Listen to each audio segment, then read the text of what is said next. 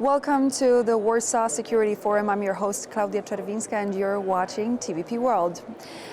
It is my pleasure to welcome my next guest, Sir Bill Browder, head of the Global Magnitsky Justice Campaign, but also anti-corruption activist and Putin's enemy number one, as he is called. Thank you so much for joining me, sir. Great to be here. Pleasure. So during your PBS appearance earlier this year, you said that Putin has no intention of negotiating. We are getting to a point where he would have to be forced to sit by the negotiating table because of how Russian economy is doing, their military capabilities. Do you think that possibly, if a ceasefire happens, Putin is going to use that opportunity to regroup and to hit with even more force? Well, let me start out by saying that there's almost a 0% chance that a ceasefire is going to happen. Why do I say that? Because in order for Putin to stay in power, he needs to have the Russian people angry at somebody outside of Russia, not angry at him. This is straight out of Machiavelli 101. So typical decoy. Create a foreign enemy, start a war. And so for Putin's own personal survival, having a ceasefire would lead to his removal from power. And if he was removed from power, he would probably end up going to jail, losing his money, and dying. So the chances of him willingly entering into such a situation are zero. I mean, you said it before. I actually have this quote in front of me. For Putin to lose his powers, for Putin to lose his life. For him, it's an existential battle. He is completely he is absolutely desperate to stay alive, and to stay alive he needs to stay in power, and to stay in power he needs the war. And so I think that to speculate that there would be a ceasefire is a sort of pointless exercise. So how do you think the West, the alliance as it's now being called, is going to be able to force him in a way to cease fighting Ukraine? So there's only one way he's going to cease fire is if he has no other choice. And how do you create that situation? Well, I think the Ukrainians are doing a pretty good job of starting to create the conditions for that by knocking out Russian oil refineries. You know, Russia's a huge country, like Ukraine is a huge country. Russia's even huger, and they have no capacity to provide air defense for every oil refinery in Russia. And Ukrainians have now figured out how to create long-range attacks on Russian oil refineries. The Ukrainians have taken out 1 out of every 5 oil refineries. As that campaign continues, and I hope it will continue, then all of a sudden there's fuel shortages, there's gas shortages inside of Russia, which causes problems. That creates an incentive, but the ultimate thing that will create an incentive for Putin, not an incentive, but a necessity for Putin to stop this war, is if we can somehow stop Putin from being able to export oil outside the country. The biggest buyers of Russian oil are China, India, and Turkey. And if we were to say, for example, go to the 9 oil refineries, there's only 9 oil refineries that are buying all the Russian oil. And we say to them, you have a choice. You can either do business with Russia, in which case you cannot do business with the European Union, the UK, Japan, the United States, or you can do business with all the rest of the world and not do business with Russia. I think that those refineries wouldn't be happy about it. So that would be the lifeline that would have to be cut for Russia to really seize the operations. If you prevent them from selling their oil to those 9 refineries, then you end up in a situation where 6 months from now, Russia's effectively bankrupt. If they're bankrupt, they can't pay the soldiers, they can't do all these bonuses, they can't buy the missiles, they can't pay the North Koreans. And at that point, Putin is faced with a dilemma, which is that he'll actually lose the war, or he can then enter into a ceasefire. If he's actually losing the war, But that's only one part of the equation. Another debate that revolves around Russia and the current war in Ukraine is targeting Russia by using the frozen Russian assets that are stored in Europe, mostly deposited in Belgium. One of the leading arguments is that the European Union should not be touching it simply because this is going to undermine its financial reliability in the eyes of other investors. However, we heard from German Chancellor Friedrich Merz, who called on the European Union Union to use those assets, $160 billion. We've heard from EU Commission, they want to use $140 billion. Do you think that the tides are shifting on that sentiment when it comes to the frozen Russian assets, that we're actually not only going to use the interest, but we're also going to reach deep into the Russian pockets? Absolutely, the tides are shifting. So when the war started 3.5 years ago, I said to myself, what's the one way I could be helpful to Ukraine in fighting back?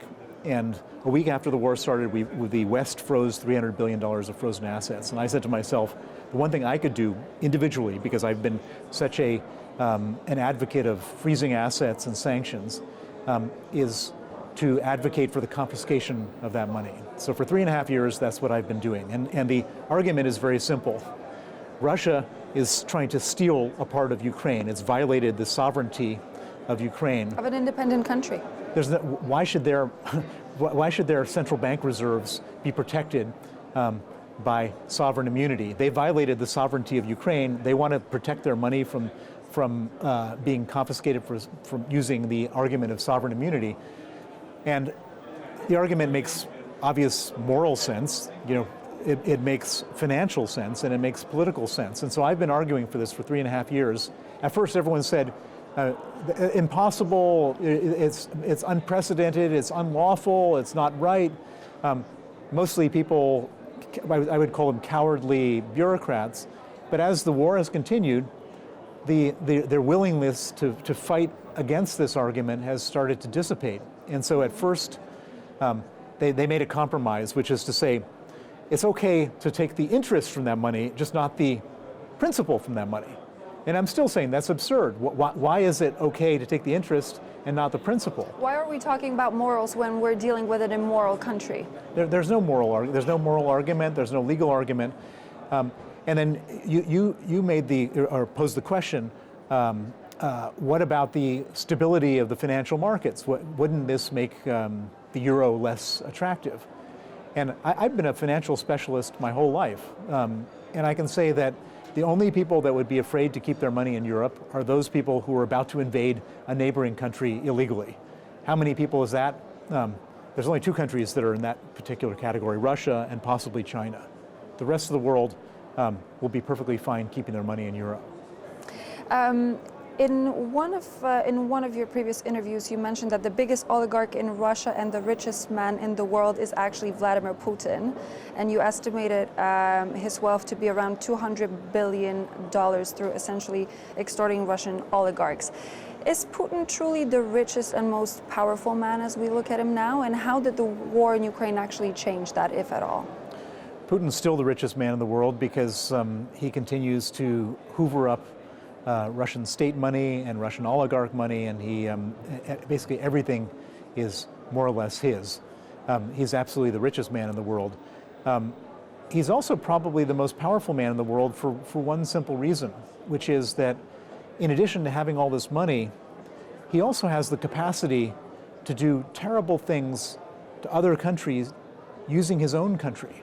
So according to Ukrainian estimates, Russia has lost through either death or disability more than 1.1 million young men. In any other country, if you were to lose 20,000, 30,000 young men, there would be a change in government. That would be such a national scandal. But Putin's main superpower is that he's totally unaccountable to the Russian people. He can sacrifice things that nobody could ever imagine sacrificing in any other country. And that makes him extremely powerful because he can continue throwing people into this endless battle without any consequence. And that's the scary thing about Vladimir Putin. It is also a question of the civil society, the Russian civil society, how they support him, even though they see that, as you said, millions of people are dying on the front lines, and there are no repercussions to him. Well, so we use this word civil society, and that usually means people who are voters, people who are journalists, people who are supporting opposition members of parliament. You don't have any of that in Russia. There is no civil society. What do you have in Russia? You have a bunch of people who are just absolutely petrified that if you say anything bad about Vladimir Putin, you lose your job, you might go to jail, or you might get killed. And lots of people are falling into all those categories. And so the average Russian person is sitting there saying, this is terrible. You know, we have gas shortages now. Young men are dying. The economy is in a terrible state. You would expect some awakening. Well, I'm sure that inside people's kitchen tables, they're very awake, but everyone is so scared because Putin is running a dictatorship, a totalitarian regime where anything you say can be used against you, and so everybody is just keeping quiet. So there is no civil society. But I'll tell you, one of the most interesting tests of this whole story about how popular Putin is in the world of Russian people is when Yevgeny Prigozhin, the head of the Wagner Group, was marching towards Moscow. There was not people standing in the way of his tanks saying this is a terrible attempt at a coup. There are people putting flowers on his tanks. That was very interesting to observe. I remember when we were covering it here on people were TVP putting World. flowers on his tanks, and no one was saying a word. They were just saying, we just want to know who's going to be the boss so we can report to that boss. It wasn't like Putin was popular. There was like, the Russian people are just saying, just show us who the most powerful man is, and that's who we'll be loyal to, because we just don't want any trouble in our own personal lives. I would like to take a moment to take a step back and take a look at Sergei Magnitsky, because 2025 marks 16 years since your tax lawyer Magnitsky died in Russian prison after being beaten and refused medical assistance because of uncovering of a murky case of governmental corruption in Russia, something that has given you the boost to pursue the Magnitsky initiative. As you look back at this sacrifice, do you think that his legacy changed the way those who violate human rights are now pursued and tried? So Sergei Magnitsky gave his life standing up to corruption in Russia. He gave his life as my lawyer. And I said to myself that this is an absolutely terrible, terrible thing that's going to weigh on me forever. And I need to do something to make sure that Sergei Magnitsky's death, his sacrifice, was not a meaningless sacrifice. And I launched the Magnitsky Justice Campaign.